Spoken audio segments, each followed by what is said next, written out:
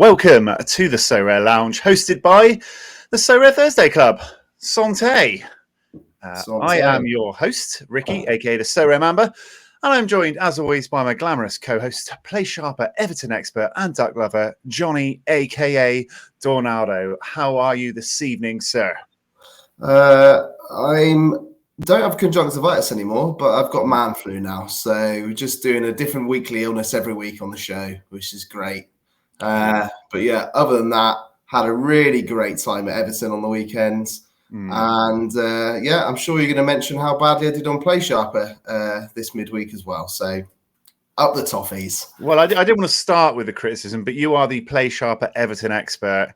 Once again, simply unable to predict whether Andre Onana is going to turn up or not. I think you got 8 out of 11 this week, didn't you? So that's kind of letting us all down there. At least I know one of my teams. At least I know his name's not Andre Onana, like you just called him. Amadou Onana. Sorry. I'm slightly distracted because I agreed we could start recording this podcast because Man United should be 7-0 up against Wolves. So there's no need to watch the last 25 minutes. And we've just conceded a penalty as I spoke. VAR's getting involved. I try not to be distracted. I try to be professional and focus on us. But yeah, Luton did a number on you at the weekend as well, didn't they? Yeah. Did lovely. Ex-Bristol City legends knocking you out. Just want to chuck that in there. I mean, I could barely see the goal because it was complete opposite end of where we were. But as soon as that corner got given in the 96th minute, I think a collective sigh for the whole stadium as every single Evertonian knew without fail that Luton were definitely going to score from that corner. And then give it another 10 seconds and the ball's in the back of the net. There was a lot of angry Evertonians. I mean, the Evertonians throughout the game were pretty angry. I heard the C word many, many times. Oh, no. Took my old man up from the family home, and he remembered how much he hates Goodison Park as well, because he hasn't been there for a few years, because he doesn't really like football. But it was a shit game to take him to, but good to spend some lovely father and son time together watching Everton be shit. There you go. In other news, today I am wearing 65,000 So coins worth of So Rare merch. Boom. I got to say, it does look good. I know it's just, it's the black and white, but I love it. I think it's cool. Yeah, it's actually a nice fit. Feels like a nice material, with the cap. Going for the all black look. Yeah, look like I am sponsored by So Rare, even though they have no idea who I am. What I want to know is when are we going to get sent our chocolates and woolly hats? Yeah. Because I've seen them all over Twitter the last sort of couple of weeks. I don't know if you've seen them as well. People saying the chocolates are very tasty. The woolly hat's very comfy. We're right here. Sorare Thursday Club. We are the main YouTube show that does Sorare content out of all. I know you're waiting on Pedro Neto to produce, and he's won a penalty. He's completely dived, but they have given the penalty. Has it been taken yet, though? It's been taken right now. So if they don't score, he doesn't get penalty one, right? Because they have scored. Yes. Unbelievably, he's dived and got you a decisive and ruined all my clean sheets. I mean, you've called it. You said from about 20 minutes in when Man United were dominating that this has got 2-2 written all over it. As soon as I said we should be 7-0 up so we can go on and record this, it was obviously going to fall apart. And how's Casemiro doing? I know you're waiting on him to... Gave away the penalty, I believe. He gave away the penalty? I think. Yeah, he's lost a load of points. So sweet. Just looking on... Yeah, that has meant that I've gone in front in my So Rare Rivals match. He's had Casemiro and I do not. So... Yeah, very close. The game back on. Anyway, I said I would not get distracted by the Man United game, and there you go, 5 minutes in. It's already happened. Let's go. What we're going to talk about today, we've got 5 and kicking, the winter comp, keeper club, what we learned this weekend, transfers, pick and bin them, Everton versus the world, and beat the boys. So we've got a lot to get through. Let's get going. Warm up, as always, 5 questions for you. Get the brain purring. Segment I have now defined as 5 and kicking. I change its name every week, so I don't really like any name I come up with. But this week it's 5 and kicking. About anything in the world, just to get to know a bit about you, get the brain purring. So first up, what is the best curry? Oh, best Curry. I mean, if we're talking Indian curries, there's a lot, but I'm going to go a bit rogue and go for a Thai massaman, a spicy Thai massaman curry, because I love Thai massaman curry. So Okay. a bit rogue, a bit out there, but that's what I'm going for. Well, I like it. You've broke the parameters. That's not what I was expecting you to say. I would go for a chicken madras, just to throw mine out there. You know, I'm a man of simple taste, Solid. bit of spice, bit of a classic. Following up on that, what is the best Indian side dish? Oh, okay. Indian side dish. I love a good sagaloo, personally. Maybe a bit plain, but I love a bit. You can get spicy sagaloos as well to have alongside. But yeah, go sagaloo for me. Okay, yeah. I'm all about the dipping. I'm all about the dipping in my curry. I just want things. You can dip in sagaloo. Yeah, but I want things to dip in my curry, so I'm immediately going for that naan. You know, I like a keema naan or a peshwari naan with mango chutney. Yeah, and this might sound a bit boring and also a bit controversial, maybe, but I've got to have chips with my Indian. You know, yeah, that's mad. I've got to be dunking my chips in my curry. It's it's a done thing. I mean, I'd never order that, but I will have some of your chips when you order them. And also, this has made me instantly want to go out for curry. So maybe, yeah, I instantly want a curry now as well. Yeah. All right. So, next up, who wins AFCON? We've moved on to football now. We've talked curry. Who wins AFCON? You've got Nigeria, Angola, DR Congo, Guinea, Mali, Ivory Coast, Cape Verde, and South Africa. I'm sure you knew who the last 8 were, but just in case, I've given you that little refresh there. I knew they were a complete different last 8 than the last AFCON, which is pretty incredible stuff from the African nations. But yeah, I think obviously Nigeria's. I talked about Nigeria before. Like, they've got really good attacking players, but they're really weak at the back. But you know, they're still in the competition, so you've got to fancy Nigeria. You know, I'm going to go for Mali as a bit of a rogue one. They've got Mali. I've got a few of their players. They've got Hamari Traore, who plays for Real Sociedad, I think.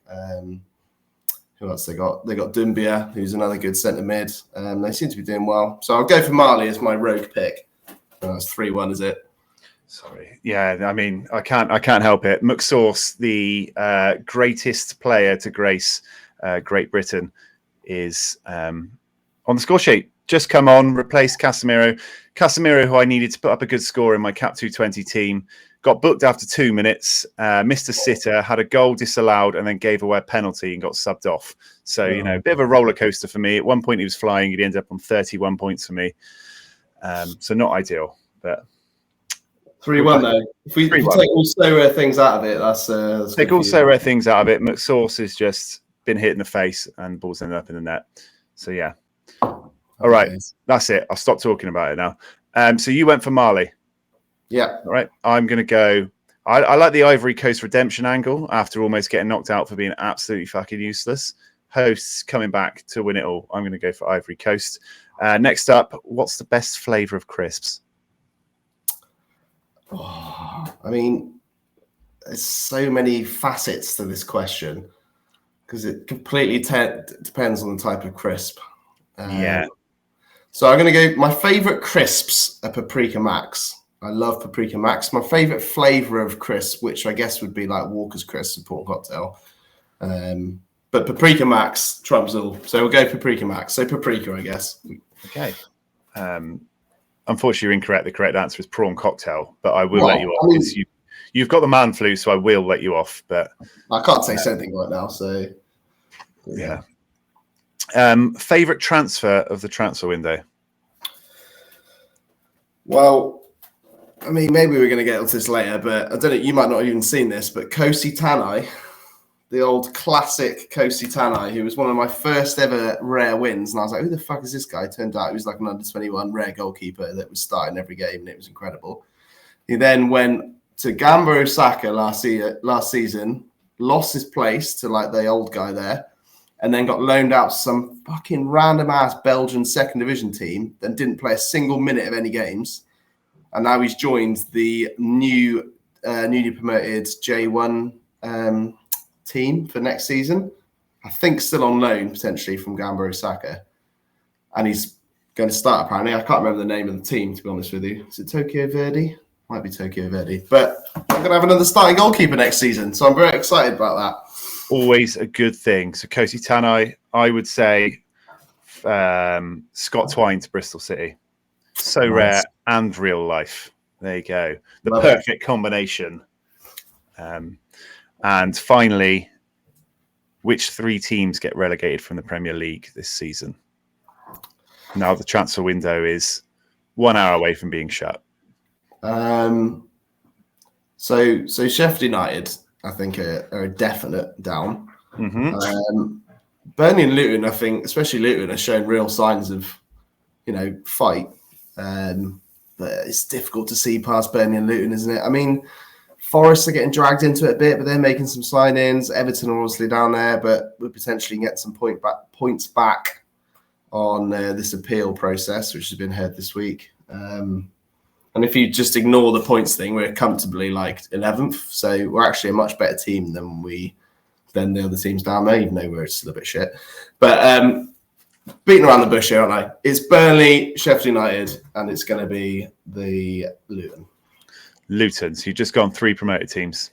Yeah. Straight back down. Okay, so in conclusion, a spicy Massaman curry with a sagaloo, a Mali Afcon victory, paprika max crisps, Kosi Tanai, and the 3 promoted teams going straight back down. I mean, I wouldn't have a sagaloo with a Massaman curry, but yeah. Yeah, it was different questions. It's all right. We're not judging you on that. All right, now let's get into it. But first, thanks to anyone who is joining us now or watching, listening afterwards. Please like and subscribe and all that vibe and spread that positivity around for us. It's much appreciated. And that's the important bits out of the way. Well, I want to get on to Winter Comp. Winter Comp was the Premier League, and it is ending right in front of my eyes right now. Last game, isn't it? This game week. Yeah. Manchester United and Wolves. I think both me and you are doing quite well to finish off, aren't we? Before this game, we were 7th and 8th in the PL Winter Limited one, which was about over £100 or something each, which is a nice way to finish. So what I wanted to talk to you about was Winter Comp. Question 1, did you enjoy it? Oh, I loved it. Yeah, I think it's great. I mean, loved it in the sense that I already had all the cards anyway, so it sort of suited me because I think I had to buy 1 rare card to put in a rare team. I guess if you're somebody who didn't own a load of cards already, then maybe you didn't like it because you then had to pay loads more premium on top to buy the cards you wanted. But yeah, I think it's great. And I'd love it if they just did rolling comps like this all year round for other leagues. I think it really induces people to spend money on new season cards. Like, if you just take me and you for an example, the more comps it's always a dangerous thing to do. Yeah, but the more comps they put on, if you exclude these Napoli ones they put on, because I'm never going to be able to fly to Napoli. But like all these comps they put on, I'm going to try and enter them. So I'm going to buy cards. Like I'll be like, oh, I'm not going to enter that. Like I remember when I said I wouldn't buy limiteds. Well, I'm not getting into fucking limiteds. No way. And I've got 362 limiteds. It's like the more comps they put on, the more people are going to spend more money. The better it is for the platform. I think it's good. But yeah, beating around the bush again. I've made quite a lot of money ETH-wise on the limited side of the winter comp. I don't think I've won a single bit of rare. But my rare cards weren't particularly good, to be honest. So I wasn't really expecting much from there. But yeah, I think I've probably won 200, probably not 200, £150 maybe from the limited side of things, which is pretty good to be fair. Nothing like you though. Nothing like you. Yeah, we're on for $100 over here to finish up, and you were 4 points above me, so you're probably a place. That's right. Yeah, so I'm on 444 points. I noticed there's a strong Everton theme to both our teams. Yeah. So I don't know why the leaderboard started so far down. Just join us. I'm just getting you up on screen. I want you to have your moment of being above me. Sorry, I should have got myself. There you go, 12th and 13th. Look at that. That's nice, isn't it? Lovely. So Rare Thursday Club. Got it in our little brackets there. So Rare Thursday Club. And you know what did it? And what I've gone on about the whole time? Tarkovsky clearance off the line. He literally lives on the line. Like, he loves it. James fucking loved it. Tarkowski lives on the line. And I was watching it live and I saw him clear offline. I was like, fucking easy points. I have got a burger as my logo, though, which default makes me better than you.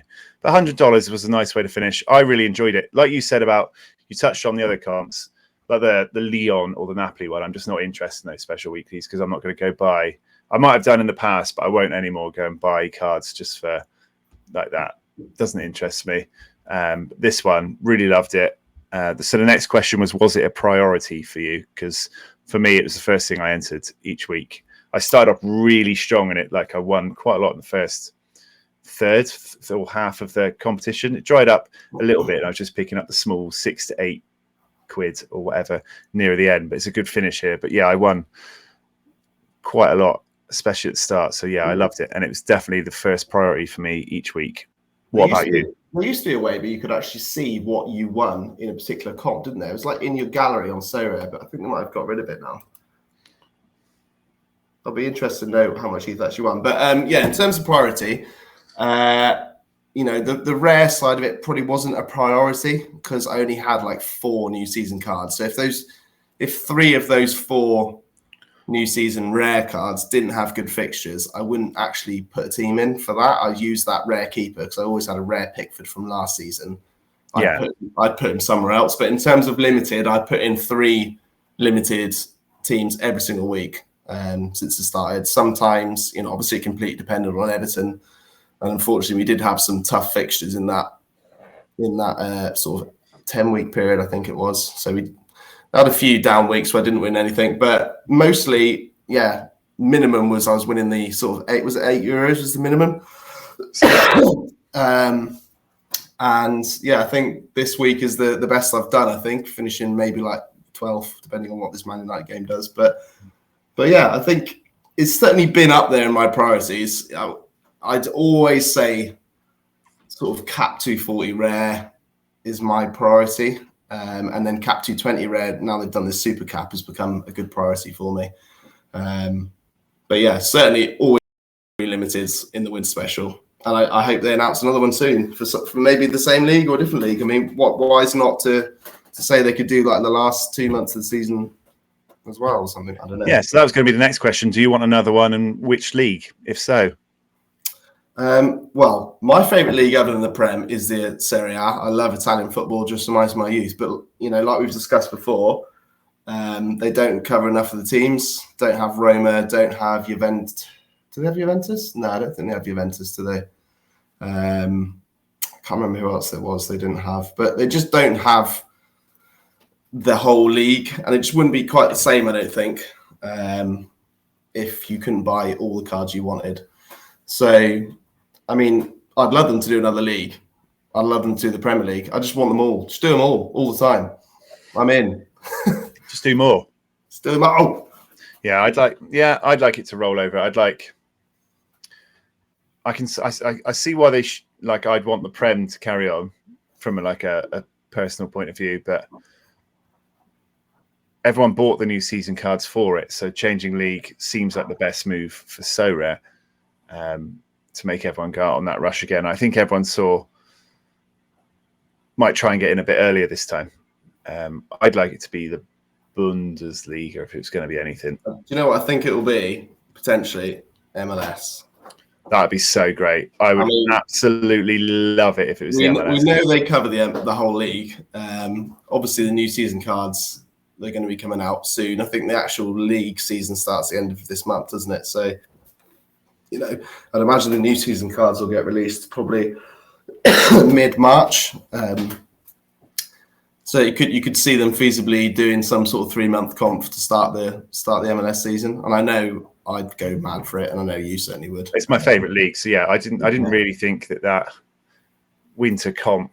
Yeah, I thought it would stick to one of the main 5, but if it was the MLS, they've got the full deal with the MLS, so it makes sense. The thing, like MLS is like one of their main sort of flagship leagues, isn't it? I think they always do announcements for the league, and yeah, I can certainly see that being something that they do for sure. Yeah, and I was going to say, I felt like it was good for Sorare because the prices went wild. Everyone was trying to get their hands on them, and it got that thing they need of needing new season cards, wanting to sell new season cards, but needing people to want the new season cards. It sort of like achieved that. Obviously, there was a bit of bite back because the prices then tanked off at the end of the competition. But overall, I think it achieved what they wanted. So yeah, I think they'll want to do another one straight away. I think it's a good, like, people did kick off about having to be new season cards, but like, as if you're into Sorare, you need there to be a good flow of money going in and out. You can't just expect people to like buy cards like from 2-3 years ago and just sit on them for their entire life and just reap the rewards. Like, there's got to be some money coming in and out, if that makes sense. There's got to be a pay to play aspect. Exactly. So for certain things on some occasions, like not for everything, because that wasn't their MO at the start. So I think having some competitions you can always use your old cards in. And it didn't take away from that, did it? Like, it didn't take away from the other things that you could do anyway before, which you could still do the entire time. It was just a new competition that people couldn't enter if they didn't have the new cards. It wasn't like it was replacing the competition, if that makes sense.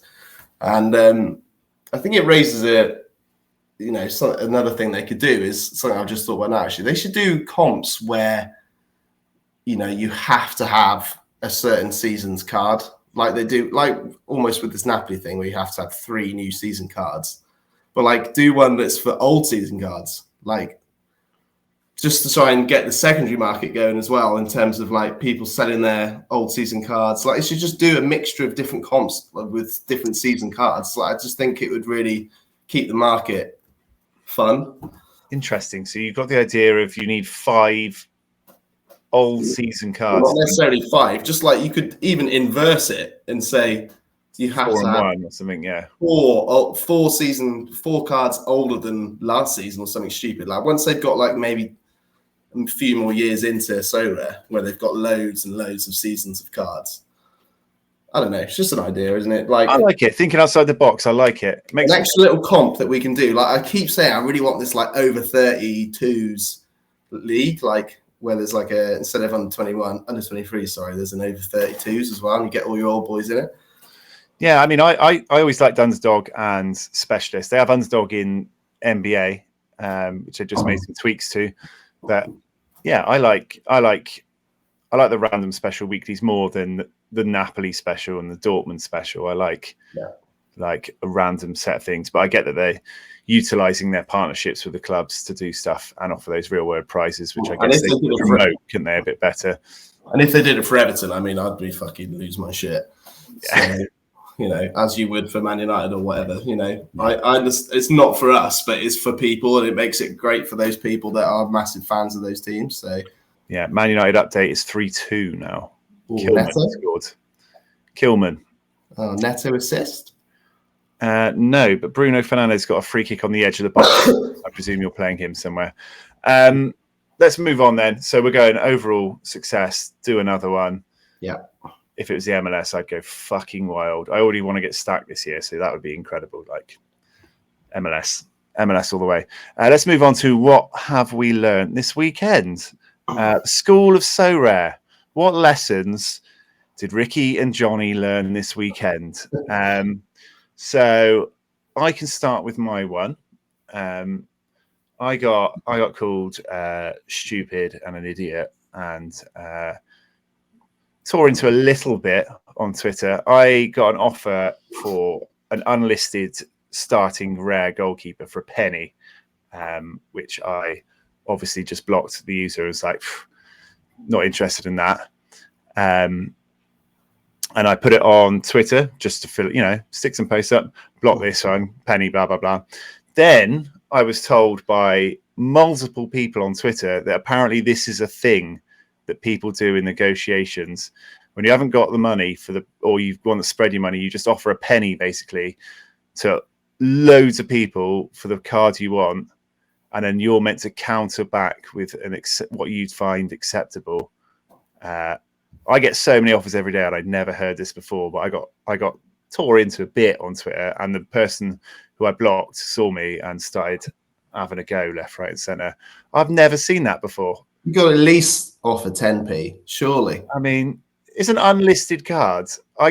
It sort of makes sense when they explained it. They offer a penny or whatever to loads of people, but you're meant to counter back with what you want. But it's not listed. There's loads of cards on the market. Why wouldn't you go for ones that are listed on the market? First of all, I'd say he shouldn't be presuming that you know that rule, because if you don't know that rule, then that just looks like a fucking stupid dickhead offer, doesn't it? Which is what you thought it was. I've heard of the penny thing when you're trading with bots, right? You offer a card and a minuscule amount of money so that they can make a counter offer. Because if you don't put any money in it, they can't counter offer you with money. Absolutely, yeah. Total sense of bots, just to see what they offer you to find their price see out. What extra they want on top. And I completely understand that, and I've heard of that many times before. I think what is the weird thing in this situation, and someone said this to me before when I've been making offers. Usually I'd contact on Discord first, which is different in your situation. But making offers for people's cards they don't even have for sale, people get a bit touchy about it sometimes. And it's weird. It is a weird thing to do. And actually, I realized that after doing it a few times when I first started doing Sorare. That person's not trying to sell that card. So why are you trying to buy it off them? Yeah. Especially for low value. It's just weird. And to me, for that person, why didn't they message you? You've got your Twitter handle on there. You've got your, everything on there. It's strange. It's just a bit odd. If it's not even listed, maybe if it's listed, I'd think, but why don't you just start with a semi-decent offer? That's if you want a negotiation I get it, they've got no money. Maybe they'll deposit afterwards if they find an acceptable offer. Oh, United have just missed some yards. 9 minutes of added time. Missed from a yard. But yeah, it just seemed odd to me. But I did get told by multiple people on Twitter that this is a known trading tactic, but I'd never heard of it before. So yeah, that was what I learned.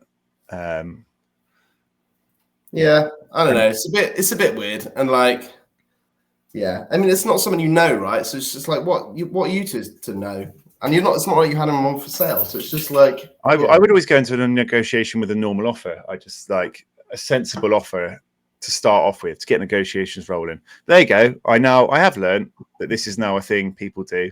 So maybe next time I'll just reject it and not block them. But yeah, moving on to what you learned at the weekend, shall we? How long have you been on Sorare? Well, I just need to let my dog out first. So I've learnt that for a second. Okay. Scratching at the door. Come on, Ginny, out you can. Hello, listeners. Ginny's going out. There we go. We'll have to let her back in again in 5 minutes as well. United just missed from 1 yard, had a free kick from the edge of the box, missed a header, and then Pedro Neto scored in the 95th minute, 3-3.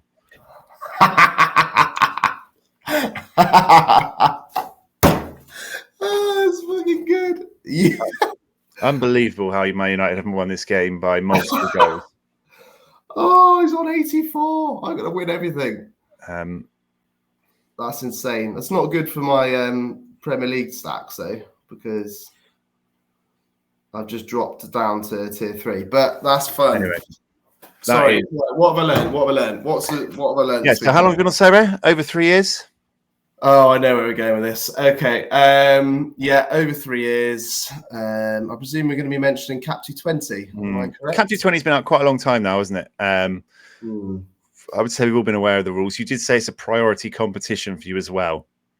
So you'd like to think what's going on in it. This is a priority competition for you.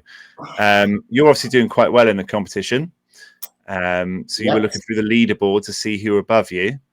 And you posted into our chat a picture of someone who was using, who had a rare lineup of 5 rares and was above you in Cap 220. It was a perfectly legal composition of a team. And then you put the message, lads, the person leading the Super Cap comp, his bottom team is his top score. He's got 5 rares in it. I think he's entered an illegal glitch team with 5 rares. Surely I have to dob him into Sorare. Said with tongue in cheek, I'd like to point out. But no. The dob into Sorare thing was, but yeah, the other thing, I genuinely thought it was 4 rares and limited. I know you can do 4 rares and limited because that's what I do. No. Oh my word! Is it 4-3?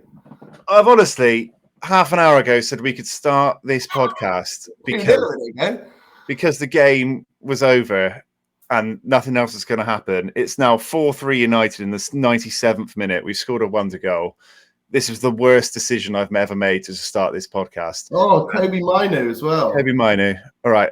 Apologies, listeners or viewers, for my constant distraction. But one of the games of the season's going on, and we've missed it. Yeah. Wow. Okay. 4-3. That's what I was saying. Yeah.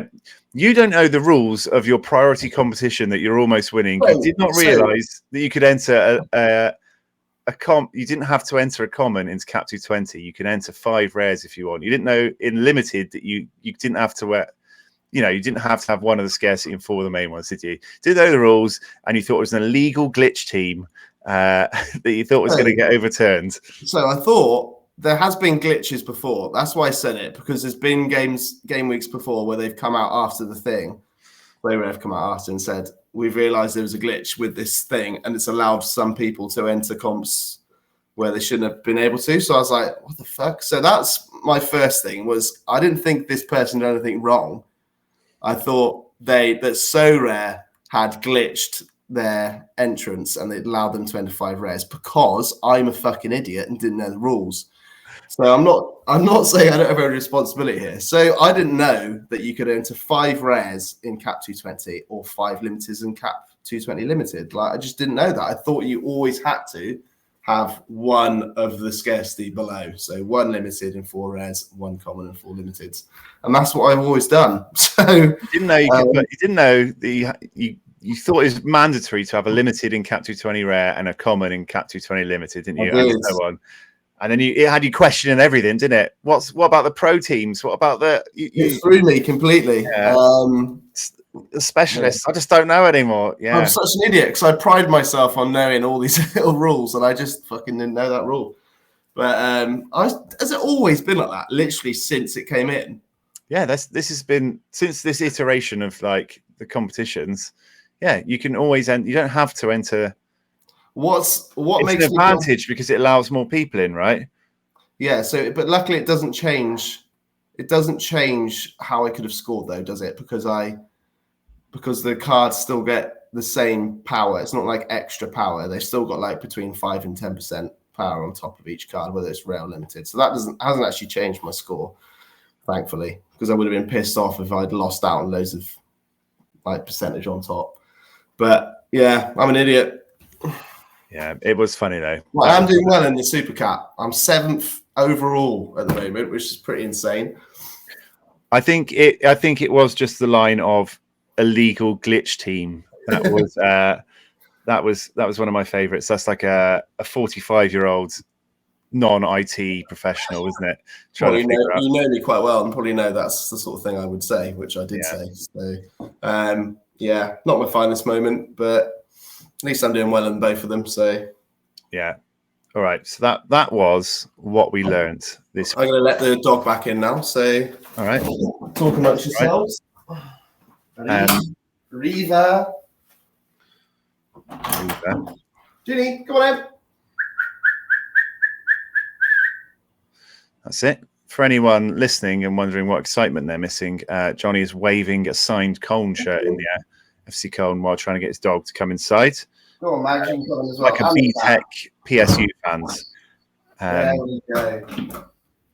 Right, next segment that I want to move on to. Professional show. Yeah. The next section that I want to move on to is a special one for me as a goalkeeper. It's the Keepers Club. I want to celebrate my fellow kin of goalkeepers who deserve a bit of a shout out for their excellent performances. I feel that, they're the expensive part of Sorare. It's a necessity, but no one really cares. They don't get the love. So I'm here to celebrate all goalkeepers this season who hit 100. And they will be joining a prestigious club known as the Keepers Club. I feel like we need to have a little jingle here when it goes, the Keepers Club, or something like that. How about I give you some sexy saxophone music to go with it? Oh my goodness. Ready for the reveal?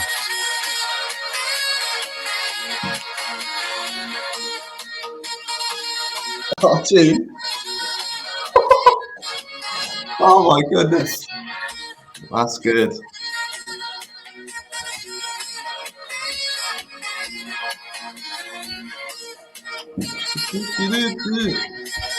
We're going to get copyrighted now. Welcome to the first entrant in this year's Keepers Club. A few game weeks ago now, but I've been saving it. I hope you get a partner, but no one else has joined him yet. So Jonas Erbig, who does have a rookie card on Sorare, is the first person in the goalkeeper position to score 100 this season. The only one. Here he is, Jonas, for playing for Gruffafoth in two Bundesliga. Just to show you, he had 100 against Paderborn, 35 AA, one penalty save. 20-year-old Jonas Erbig, U23 until 2028. I mean, he looks like he's about 12 years old, but looks about 12 years old. Here he is making his way into Keepers Club. He is the first member of Keepers Club for 2024. He's on the bottle service all night in the club, you know, being brought straight to him. Those bottles of Grey Goose with the sparklers in the top. That's what he's expecting tonight. The club is definitely hosted in England, not the US or anything like that. So he is old enough to drink here. Jonas Erbig leading the boys, the first member. He's on his own in there. You know, he's just got friends with these, you know, people all dressed in goalkeeper kits. But I'm sure someone else will join him shortly. First member of Keeper Club for 2024.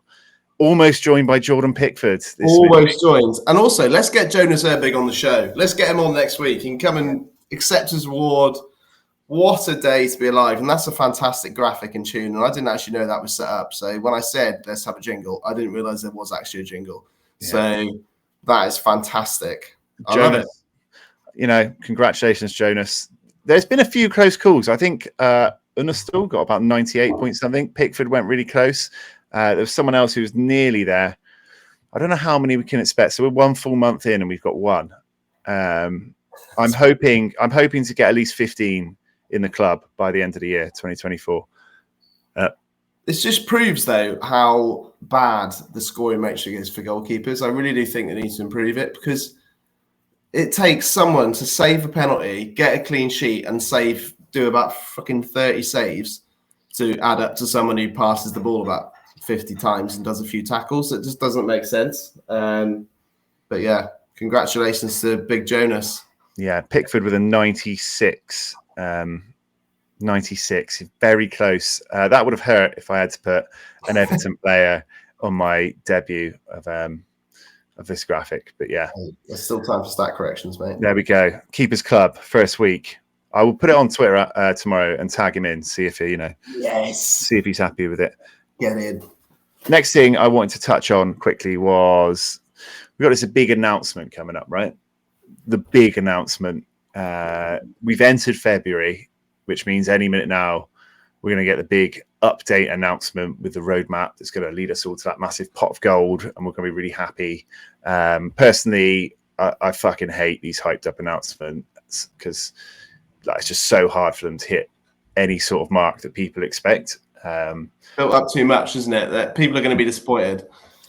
Always disappointed, and it's always like the disappointed people that are vocal on social media and stuff.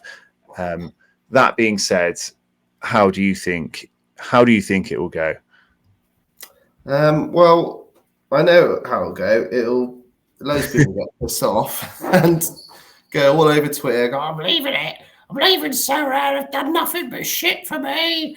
Oh, but actually, it's just an announcement, isn't it? And people will make do. People will alter. People will adjust. If you love Sorare enough, you'll keep playing Sorare. I know I certainly will. It's probably not going to change anything. Obviously, I don't want ETH thresholds to go. I know there's been a lot of rumours about whether that might happen or whether it might reduce or whatever. But yeah, like we said, whatever happens, they've announced it as being a big announcement. They should have just set the bar nice and low and said something will happen at some point. Unfortunately, they've bigged it up a bit, haven't they? But yeah, well, I mean, what do you think will be in it? Like the main points?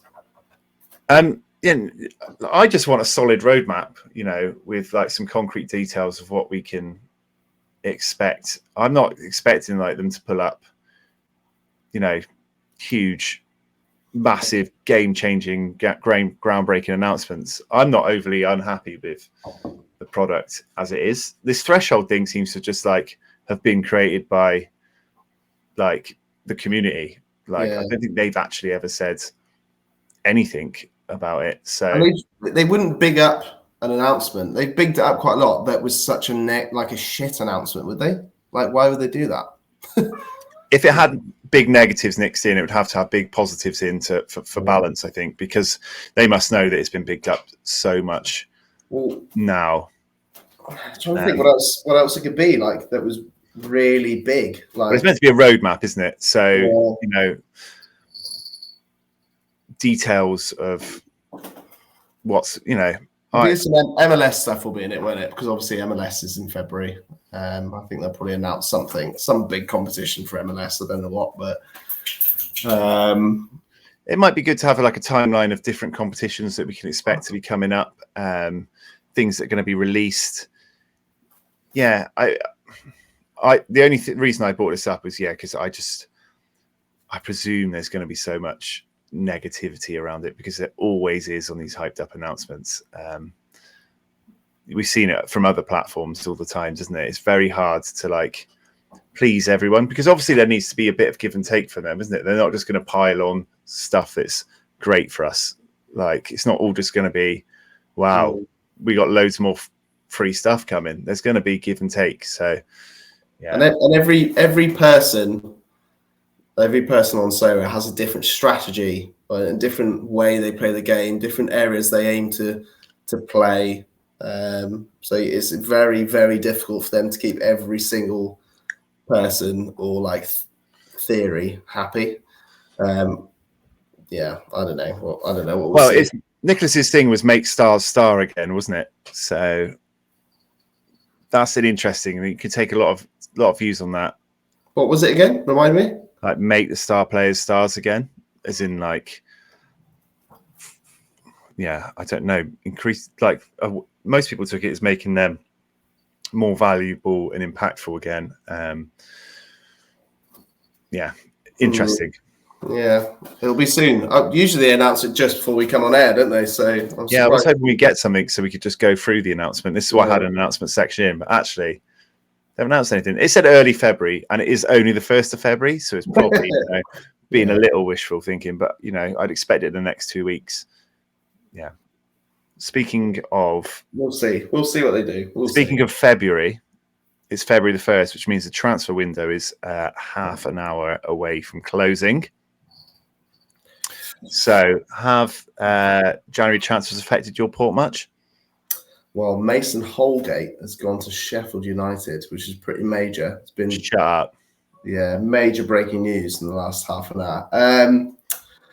I mean, not too many big transfer sort of things, especially not like big transfers. I've had quite a few Asian players go to different teams. Obviously, we've talked about Lucas Fernandez on a previous show. I've talked about Kosti Tanai earlier in this show. Timo Letschert, I think potentially do own Timo Letschert as well. Yes. Where's he gone? He's gone to a Chinese team, which is luckily still covered because they covered it when we first started. So it'll be my first ever Chinese player. Gustavo from Jeonbuk, someone I own, he's gone to, well, it's not official yet, but he's going to another Chinese team as well called Shanghai Port, I think. They're one of the better teams. Do you remember Ryo Araki? He was like a wonder boy, 16, 17-year-old for Kashima Antlers. Yeah. He got in real bad injury last year, didn't play, well, very rarely played, and he's joined FC Tokyo, I think. So it's another thing to watch. Yeah, another thing to watch out for next season. Obviously, we've talked about Crep as well. He's gone to Portland Timbers. That was the big one. It's a big one. I was, a bit worried about what would happen with him. But yeah, other than that, I seem to have avoided any major moves that might hinder my gallery, like it happened with the Saudi thing last year. There hasn't been a huge amount of Saudi moves, really, has there? I know Rakitic moves, but that's kind of no one really is that interested in that.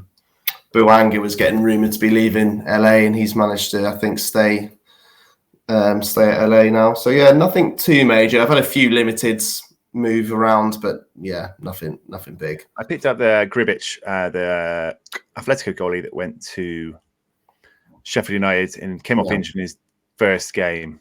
And they got dipped as well, didn't they? It was awful. Yeah, I don't think it was too serious, but yeah, not ideal. Has there been any major transfers in the last sort of hour since we've come on the show? I don't think there's anything too major going on today. I try to stay out of the transfer market. Now there's just too much volatility and people are too fast. I don't really.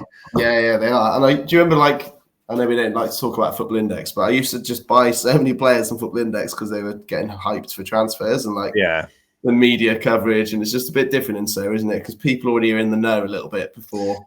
Yeah, they've got tweets like Twitter profiles bookmarked, haven't they? So that as soon as the tweet comes out, they're on it, they're away. Yeah, so I tend to stay away from it. I do there's such a wide variety of leagues and players that I've got no idea. I even own about a quarter of my portfolio anymore, who they are, where they are. So I do quite like in about a week or two, once the transfer settled and everyone's at their new teams and their games are back, and then you go to set a lineup, and your player just pops up with a random game. You're like, what the fuck's he playing to? And he's a completely new team. You've got zero idea, and that's going to happen for about 15 of my players easily. That are just like, oh, you're at a new team, are you? Yeah, okay, brilliant. So I think that's my favourite part of transfer window. It's better than when you just go to set your teams and then realise one of your players has got a red cross on them or a blue cross. You're like, oh, great, you've gone to Olympiacos. Fantastic. That's not a covered team. Kai Wagner staying was probably one of the best ones for me. Staying put at Philly, new long-term contract. Who was that? Sorry, I missed you saying Kai Wagner. Oh, yeah, I did see that. Yeah, that's pretty big news because he was rumoured to be on his way, wasn't he? He was up in the air. So, yeah, that was really good. And what about Fam Jeju off to Cardiff? Fam Jeju, Bristol City legend, off to Cardiff. There's been quite a lot of drops into the Championship as well. I put a couple of them in our Pick'em Bin'em section, but he's one. I tend to not like the loans like that from a foreign country back to a second division team. It just finds it quite hard to trust it. This cat is doing my head in. It's all right, mate. Don't know if you can hear him meowing, but you know, cats, they just want to come in and then want to come out immediately. It's like, what do you want? What do you want from me? I know. Anyway, sorry. Yeah, carry on. All right, let's do Pick'em Bin'em. This is the transfer window segment that we've had where I've picked 5 random transfers that I found about 20 minutes before the podcast started. And you look at the transfer, look at the new team, look at the price, and decide whether you want to pick them or bin them. Ooh. Do you understand, caller? I do understand. Count me in. I do understand also that I'm 5th in Cap 220 Limited this week. Excellent. All right. This one's on screen, so we're just going to go for him quickly as a bonus one. Kiefer Moore. Kiefer Moore has moved down into the Championship. He has indeed. What say you as a Pick'em? No longer a Premiership player. I mean, arguably, was he ever a Premiership player? So he's joined Ipswich, right? Yep. Ipswich are a bit of a surprise package, I think. Doing really well this season. The only sort of team that is up there challenging the 3 relegated Prem teams from last season. I think Ipswich are 3rd in between Southampton, Leeds, and Leicester. But yeah, they're doing well.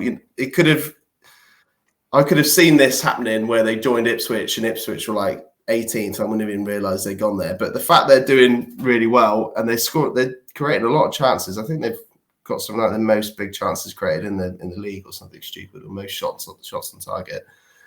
He's an international quality player. He's a bit of a big unit, isn't he? 6'6", probably. Massive lad. Gives them a different option. I think their other strikers are a bit sort of more nimble and quick. Yeah, he's a different option for them. Yeah, I'm not going to pretend I know a huge amount about Ipswich. I know they've got Nathan Broadhead, ex-Everton legend, playing up front for them at the moment. But It's £1.70 for limited. Last sale was 25 at rare. A bit more for that to buy the floor at the moment. Does have Wales utility, but they're not guaranteed to be at the Euros. They're in the playoff, aren't they? Yeah, but they also got like Nations League and stuff, which is covered, right? So yeah, well, he's not that old. How old is he? Like 28, 29? 31. Okay, but still got a few years left in him yet. Kiefer Moore, Pickham or Binham? I'd pick him. I think that's a good price actually. Looking at that, £1.70 in particular for a limited. And if you're running a second division team, feels a hole for a successful team. Yeah, and as I've always said, especially when you get to this last sort of 5 months of the championship, like they play so often midweek and weekends, don't they? You get the games are flying. You're going to get so much utility from him. You're not going to lose money on £1.70. You probably win some thresholds with him. I think that's good value, and even the rare price is not too bad, is it? I don't think. Gets a move into the Premiership into Championship permanently in the summer with someone. Probably doesn't stay at Bournemouth. So yeah, and probably will get playoffs as well. So we get an extra few games at the end of the season, which doesn't sound a lot, but in terms of if you're looking at pure utility, it's an extra bit of money. But yeah. Right. There you go. We're going for a pick'em. So second one, Hugo Ekitike, PSG to Frankfurt. This is more at the pricier end of the scale. 140 last sale in rare, a bit more for that to buy the floor now, and about 22 quid for a limited. Still under 23 until 26. This is a loan, I believe, isn't it? I think so, yeah. Frankfurt, decent team. Obviously went with a big reputation to PSG. Just hasn't worked out for him there. What do you think about Hugo? I think going to PSG is tough. It's almost like going to Chelsea in a way. It's like players can either thrive or just completely can't do it. It doesn't work.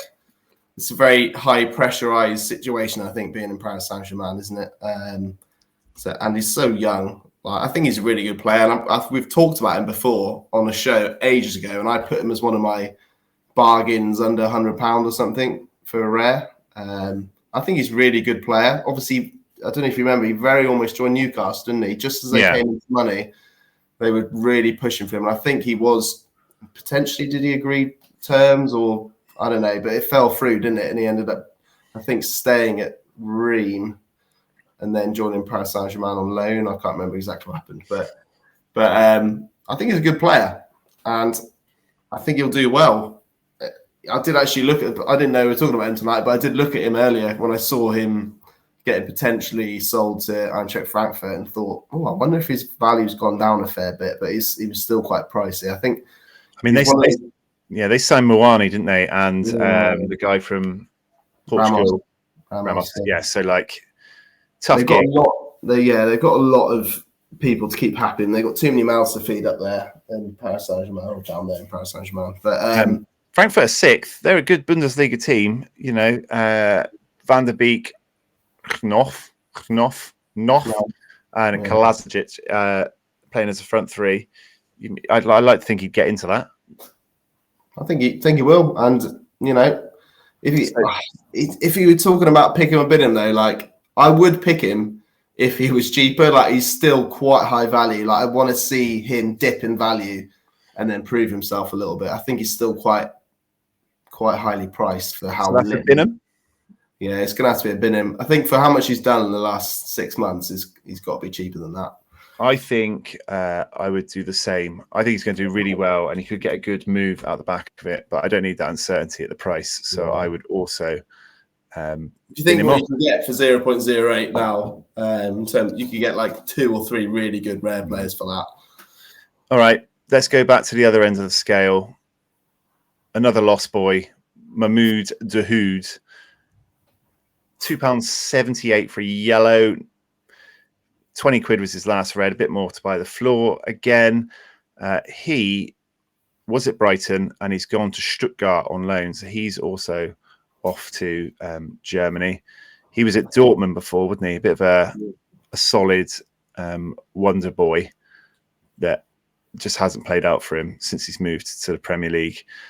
Stuttgart are third, I believe, just behind, well, not just behind, but behind Bayern Leverkusen. Any thoughts on the very low-priced Mahoud? Well, first of all, he's got a great name, isn't he? Mahmoud Dahoud. That is fucking good. Class name, yeah. It's a good name.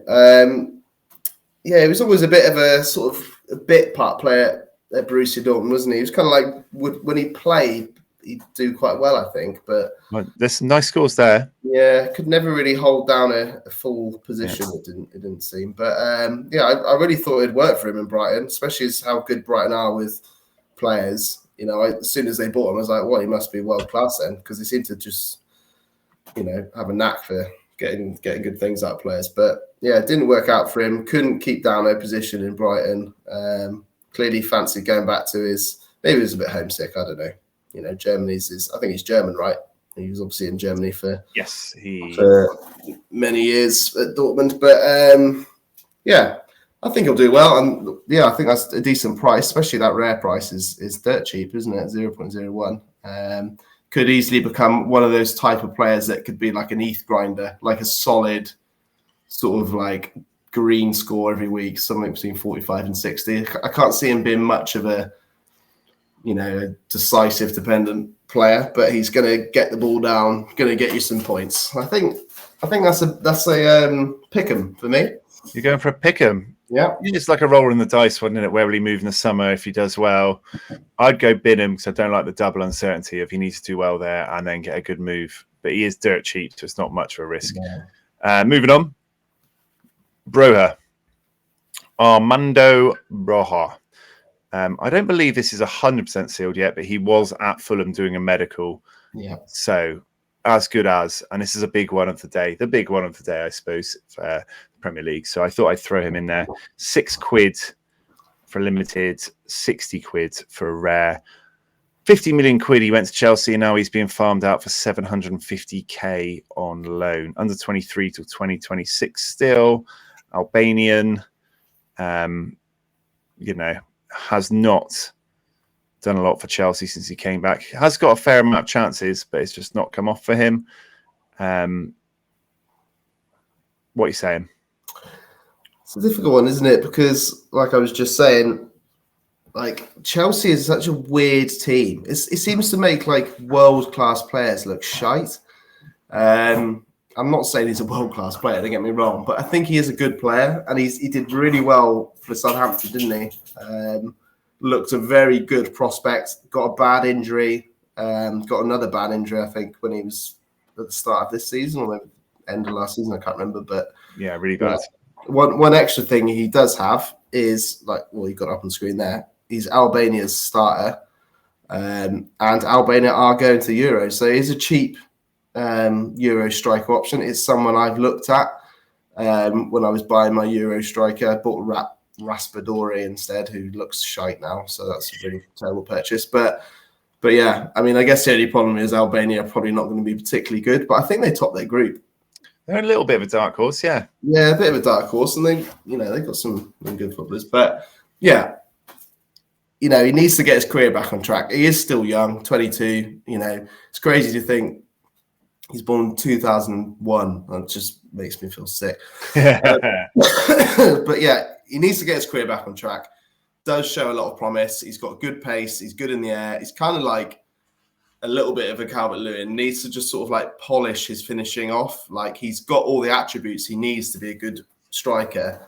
Just frustrating he can't fucking score, which is quite important for being a striker. But yeah, Fulham need a striker. They've got Raul Jimenez. They've got another young lad who played against us in midweek that missed like 3 really good chances. I've forgotten his name now. He's not scored a Premier League goal yet. So I'm not sure it was over the line yet, but he should start for Fulham straight off the bat. He's obviously not got to relocate. Chelsea and Fulham are very close, so he should settle in pretty quick. Yeah, I think that will be a pick 'em. I think the limited is quite expensive, but rare's not too bad. Yeah, well, his scores historically are pretty crap for Southampton, for whoever he's played for. He's injury prone. He's got that under 23 eligibility and the international built in, which I really feel holds up a price as well. if I can get a Euros goalie, I'm missing a Euros goalie and a Euros striker. If I could get a Euros goalie in, I would probably buy him as well as a striker. So for me, he's a pick'em because that £50 million price tag means someone's taking a punt on him, even if he does crap at Fulham, under 23 and international. So pick'em for me, even though there's so many red flags. Get a Strakosha. If you get a Strakosha as well, mate, you can have a little double Albanian stack there for when they dominate and win the Euros like Greece did back in the day. All right. Next up, Peter Musa. Benfica to Dallas. Gone to the MLS. Dallas, baby. Club record fee. It was about 12 mil, wasn't it? Yeah. What do you think? Pick 'em or bin 'em. 11 quid for a yellow, 100 quid for a red. That is big money. So he's a DP. He's going to be, unless he's absolute tosh, he's going to be playing in the MLS up front for Dallas. And they obviously think he's got the quality to be a complete game changer. Massive bench warmer for Benfica this season. Bit of Turkey squad action here as well. So I throw it over to you. What are you saying? I mean, you're just picking all the players I've talked about previously, and I didn't even know. So Peter Musa was another guy I talked about. I don't know if you remember me talking about him, saying he was a bit of a sort of uncut gem that was kind of, it was before Ramos left Benfica. I remember saying like this Peter Musa guy could potentially come in and replace him. It hasn't quite happened for him. Obviously, they signed Arthur Cabral, didn't they, from Fiorentina, who's kind of like gone straight ahead of him in the pecking order. And obviously now he's left. But yeah, I think he's a good player. Still pretty young. Dallas, I don't think are a particularly good MLS team, but you know, the MLS teams seem to like vary so randomly every season in terms of how good they are. Obviously, they've got Jesus Ferreira. I think that would mean Jesus Ferreira drops back into a bit more of a creative role because he was kind of having to play up top a little bit on his own. So Peter Musa, you think will play up there, gives him a bit of a target man. Could do really well. And I do think that rare price isn't too mental for 100 quid. And a lot of people will snap that up, I think. What do you think of him? I haven't watched too much of him, but I've seen a bit of him because I do watch Benfica a fair amount with Rafa and Arsenault's in my squad. Fortunately, Musa obviously didn't play that much, but the times I did see him, he did score one goal that I saw. Looked pretty good.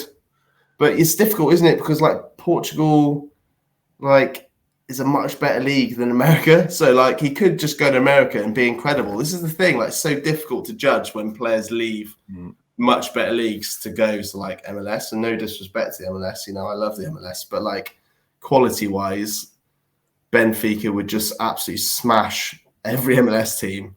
So he might well. Well, you saw the Messi v Ronaldo. I know Ronaldo's injured, wasn't it? Yeah. They played today, Saudi versus the MLS, and it's 6-0.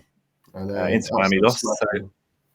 But like, yeah, he could. It's difficult, isn't it? Like he could go there and be incredible and score like 25 goals, and you'd be like, "Fuck, why didn't I buy him?" But then he could just go there and not get on with the systems, and it not. It's always a bit risky. But okay, so pick him or bid him. Sorry, yeah, I've just waffled there. I'm gonna go bid him for that price. I think it's a bit hefty. Yeah, I think there's a lot more economical choices in the MLS for me without the risks. I think he probably will do quite well, but I'm not having any of it. So bid him for me based on price. Breaking news. This was completed 45 minutes ago, announced by Fab himself. Nottingham Forest have a new goalie. We were chatting to one of our friends in one of the Sorare groups, Will, who is a Forest fan. They've tried about 78 goalies, and they're all crap. So I think they spent about 5 mil on Matt Sells from Strasbourg. Forest new attempt. Obviously, Turner wasn't very good. Horvath is not up to standard. They signed Odysseys, yeah, Vladis. Yeah, and he played for about 4.5 minutes, then got sacked off for being crap. Hennessy's their goalie still, isn't he?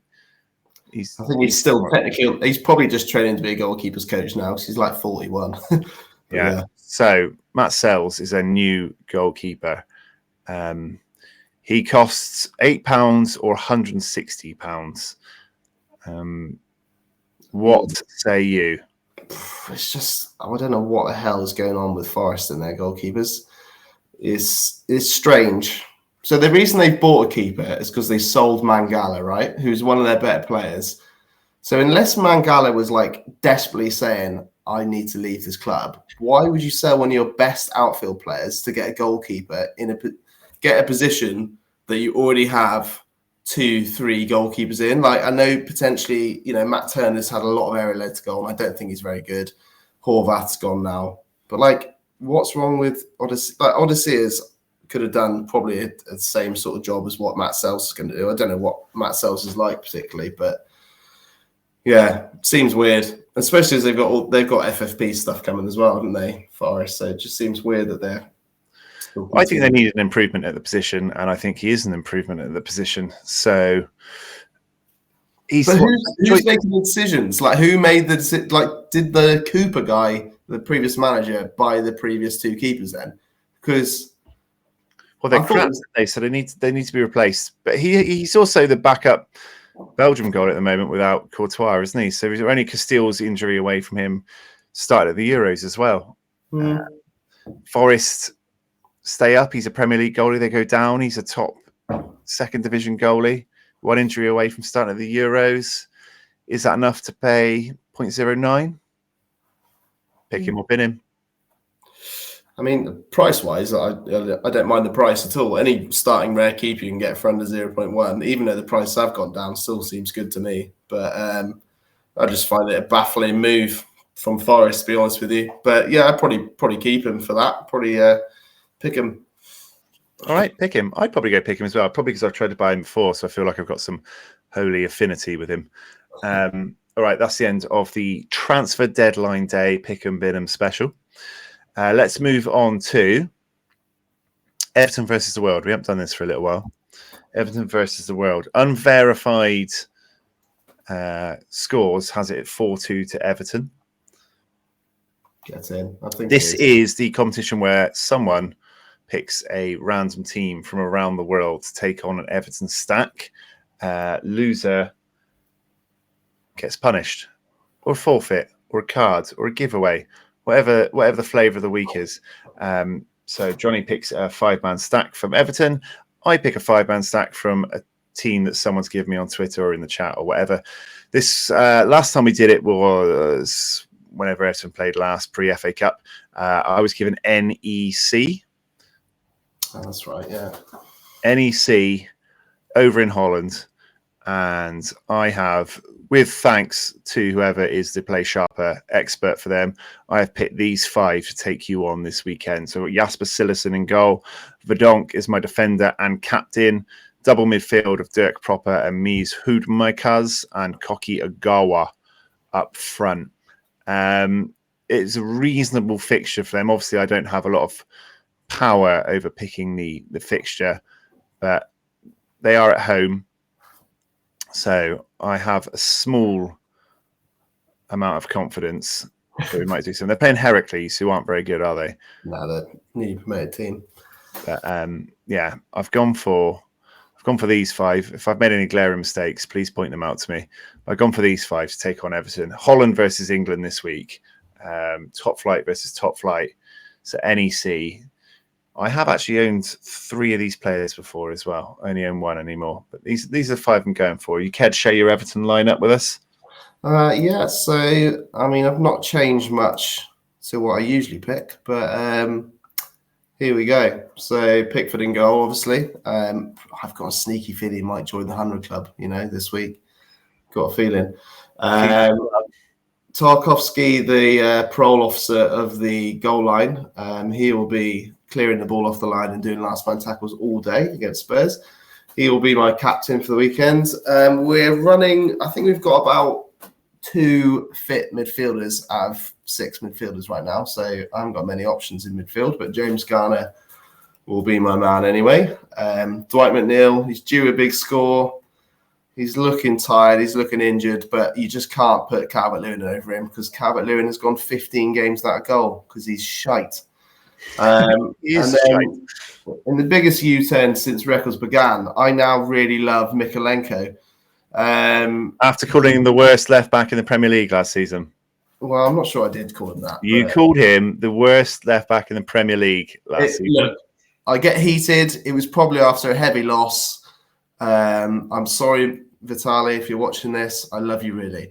But anyway, Vitaly's coming in. He's going to have Kulusevski in his back pocket on the weekend. And I've got a sneaky feeling we might beat Spurs. But anyway, that is my 5 Evertonian legends lined up for the weekend.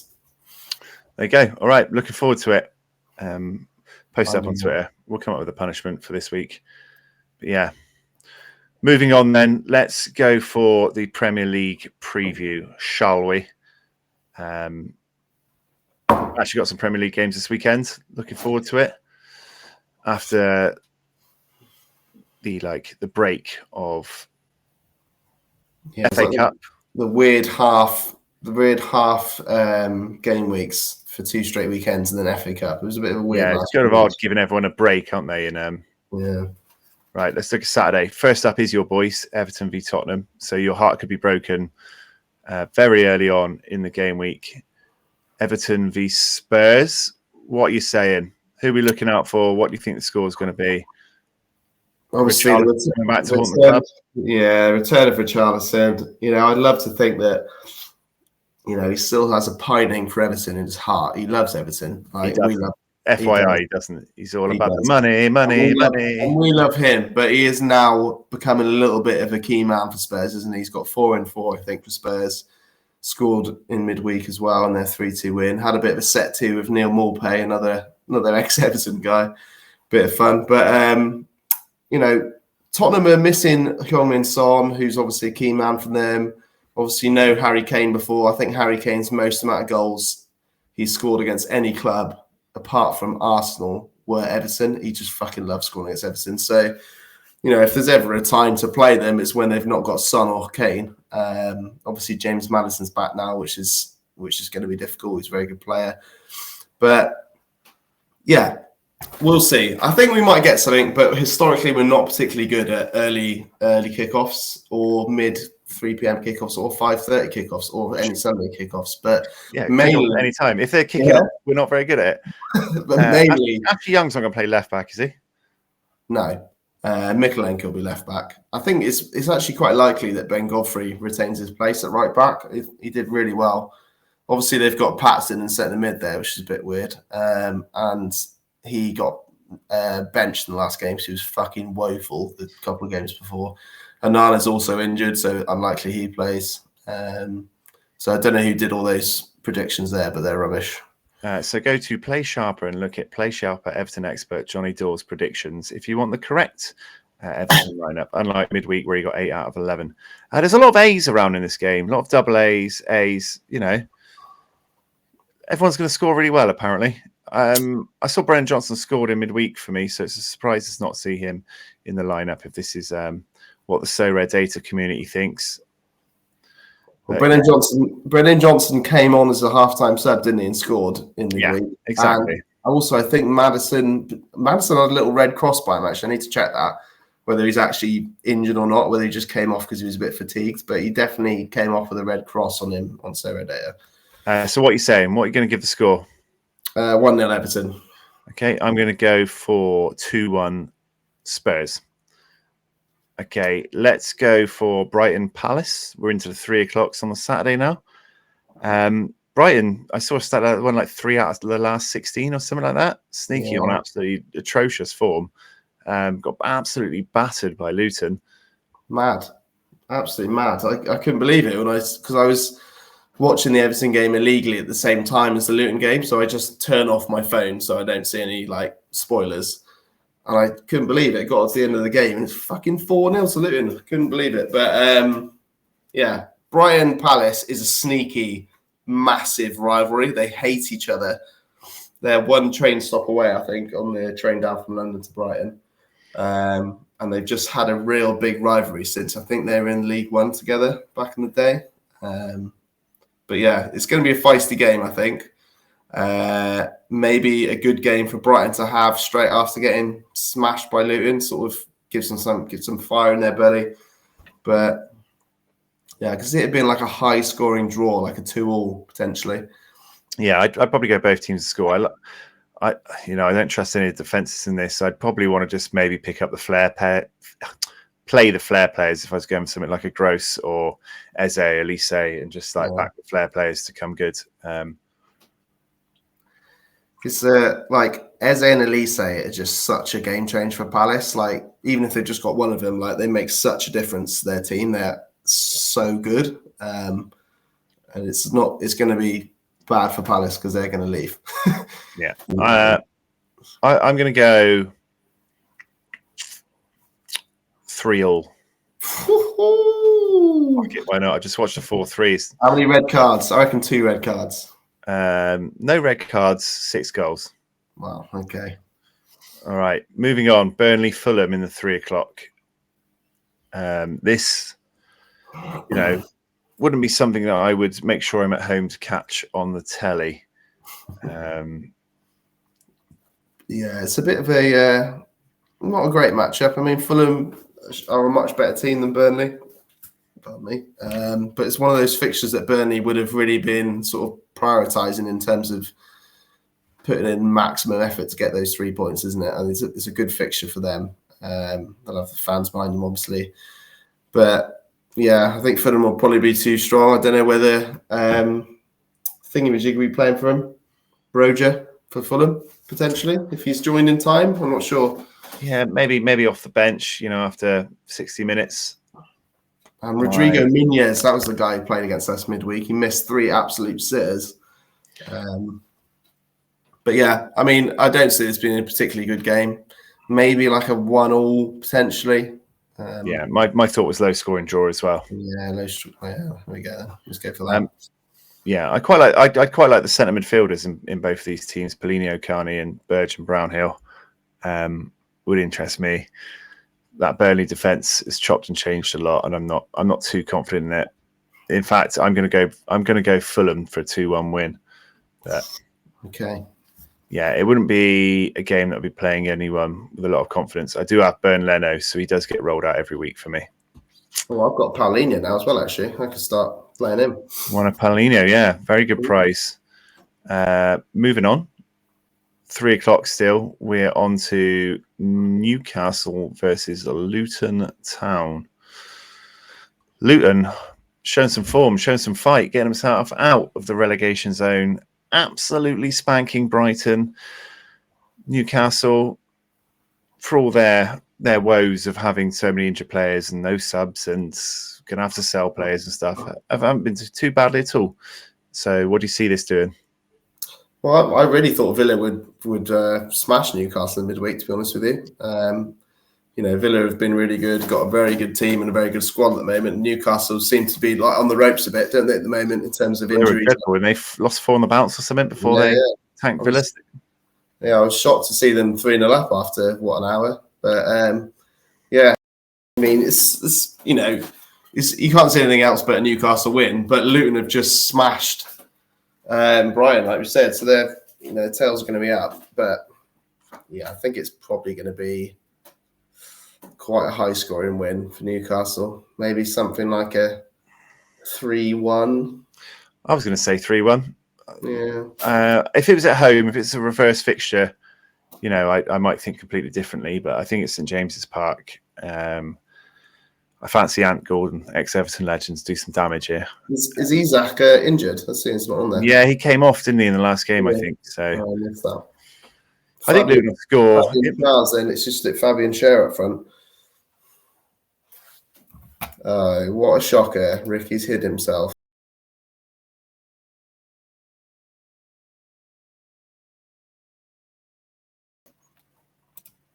What are you doing? I don't know. It just froze and we dropped off. Oh, there we go. We're back. But we're back. So we're going for a Newcastle. I think Luton will grind it out. I will grind out a battle, but I think it'll be a comprehensive Newcastle win. Yeah, agreed. Let's move on then. Sheffield United versus Aston Villa. Aston Villa, fresh off a tonking by the Toon. A Toon tonking. Sheffield United are just, in general, been crap. No wins in the last 5. Got anything you can say that isn't Aston Villa comfortably win? Comfortable bounce back fixture? I mean, The only thing I would say is that Sheffield United have probably shown a bit more fight since Wilder's come in terms of, they've scored some goals, created some chances. What was their score the other day? They definitely scored a couple, but I think they should end up losing. Yeah, they lost to Palace 3-2. That's right. 5-2 to Brighton in the cup. They lost it. They're scoring some goals, they're putting some fight in, but they just haven't got the required quality players to stay up in this league, I don't think. Although they have just signed one of the world's best centre backs in Mason Holgate, so maybe he comes straight in. But I can't say anything other than an Aston Villa Tonkin there. Obviously, lost to Newcastle, but they're still flying high, doing really well. I think maybe something like a sort of could just be like a solid 2-0 away win. They'll probably try and real shut up shop, and after conceded 3 to Newcastle, I think they'll just really set up for that no conceding against Sheffield United and get 2-0 win. I want to go 1-0, but I'm going to go 2-1 to Aston Villa because I'm a sheep and I can't bring myself to pick the controversial score. Bournemouth Forest, we're into Sunday's games now, 2:00. What say you? Yeah, tough one. Forest fighting for their lives a little bit, aren't they? They're sort of getting dragged into it a bit. Had a little bit of a bounce, didn't they, with Nuno, but it's kind of gone back to not doing particularly well, it seems. I don't know, maybe I'm just talking crap, but made a few signings, haven't they? Were they signing Ep40 as well potentially today? I'm not sure. That's a random one, wouldn't it? Yeah, Matt Sells as well. So obviously he should come straight in. But Mangala won't be playing. Diakite is back from the AFCON, is he? Okay, so he'll be playing. But I think Bournemouth are a much better team than Forest at the moment. Bournemouth, I think, drew tonight, didn't they? 1-1 with West Ham, with the contingent of Bristol City players, ex-Bristol City players, all playing. Alex Scott, I think, did okay. But I'll go for like a 2-1 to Bournemouth, I think. Yeah, I'm loving a bit of Bournemouth with Kelly, Semenyo, and Alex Scott all started tonight. Good result for them, so I'm always backing them. I've got the goal as well.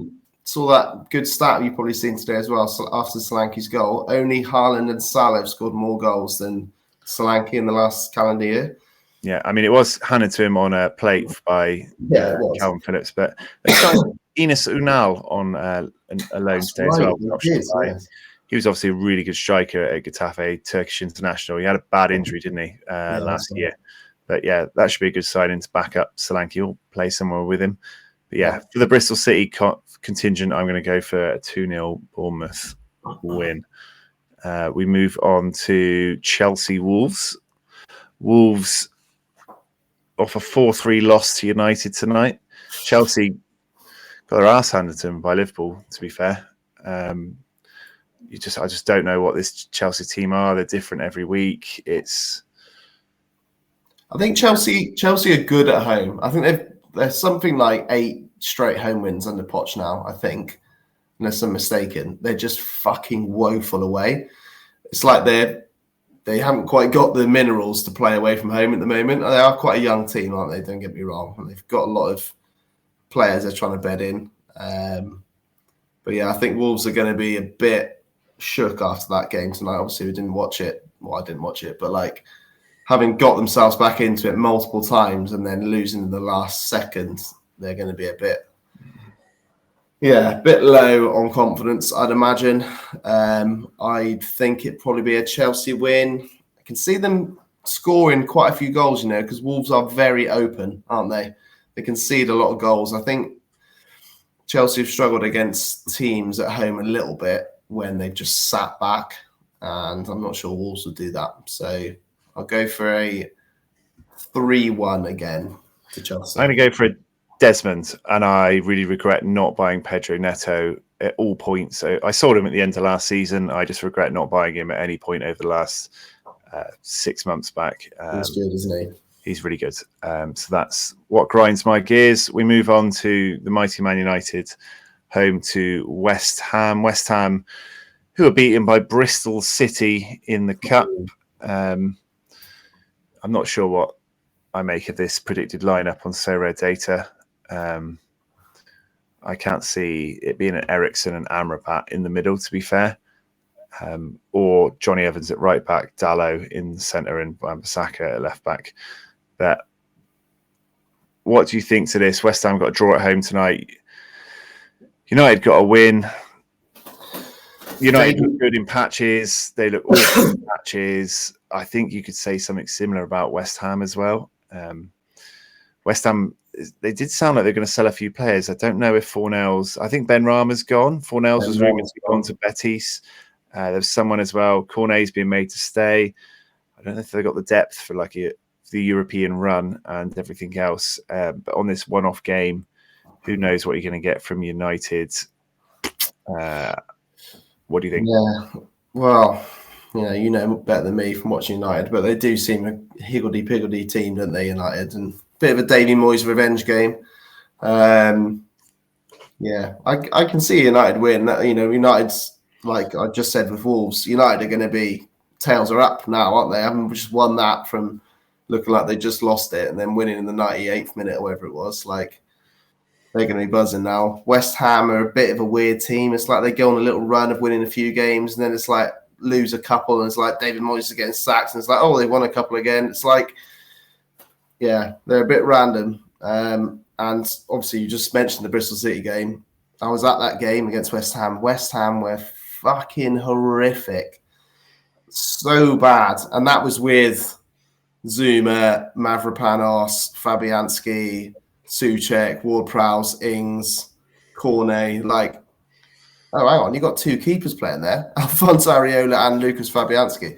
Yeah, right back there, mate. So it's okay. Right, okay. Sorry, it's got it locked down. West Ham, I think, will struggle in this game. I think we'll go for a 2-1 to Man United. I think Højlund started scoring. Rashford's come back with a bit of fire in his belly after Klub in his week away. Mount's close to coming back. They got the defensive players back. So I think maybe they might be able to start seeing off some of the weaker teams at home a bit more comfortably. So I'm going to go for, they've always got a mistake in them, 2-1. Let's say it's not going to be comfortable. The main game of the weekend, Arsenal-Liverpool, 4:30 on Sunday.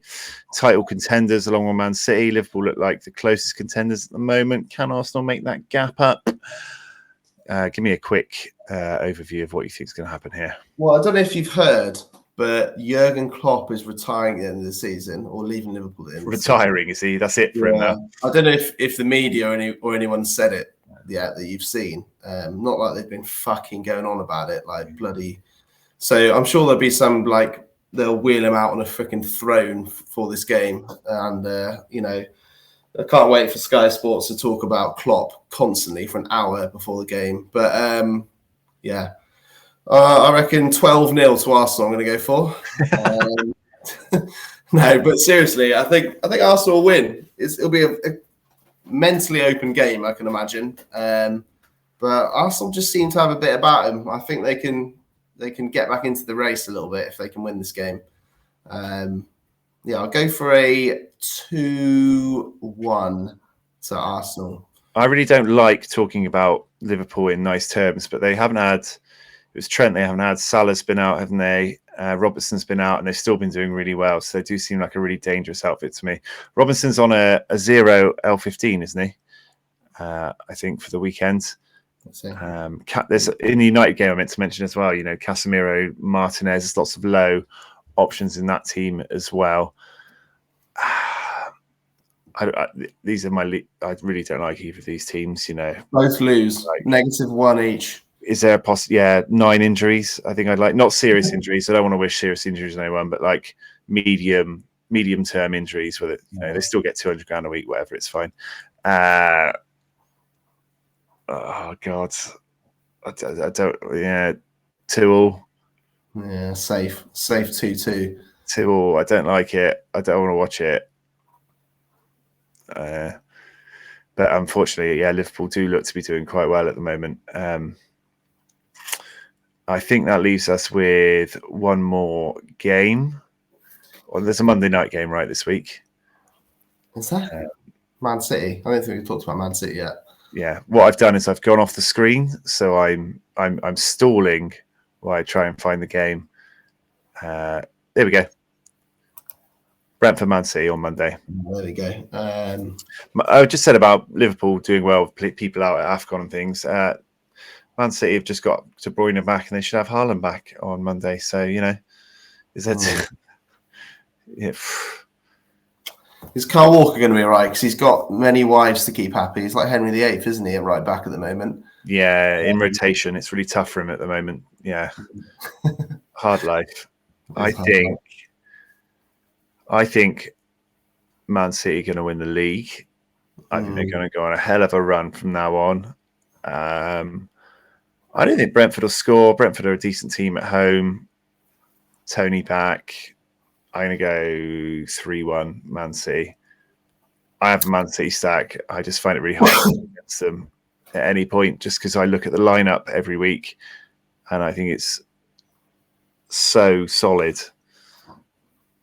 I'm going to go for 4-3 to Man City. Neil Maupay hat-trick. So Arsenal 12, Liverpool 0, Yeah. and a Neil Maupay hat-trick. I'm not sure which one's the most ridiculous statement of those two. Maupay hat-trick. Yeah. All right. That is the end of the Premier League preview. We've been going on for a really long time tonight. We started off talking about carries. We ended up talking about Neil Maupay hat-tricks. Before we go, we should talk about our custom league, just out of, loyalty to the fans. Just going to collect my arena ticket. Sorry, everyone. Oh, yeah, I need to do mine, actually. Here's me losing my rivals game. Big L, because United conceded 3. Just pick up my ticket while we're here. And then let's go to our private league. Beat the Boys, Season 7. Oh, baby. 30 seconds still. I mean, that's why I wanted to fit it in before we go. I know we've been going on a long time tonight, but first and second. I can't believe how well we're both doing. Yeah, still. What happened last week? I finished 7th, but we did have a new top 3.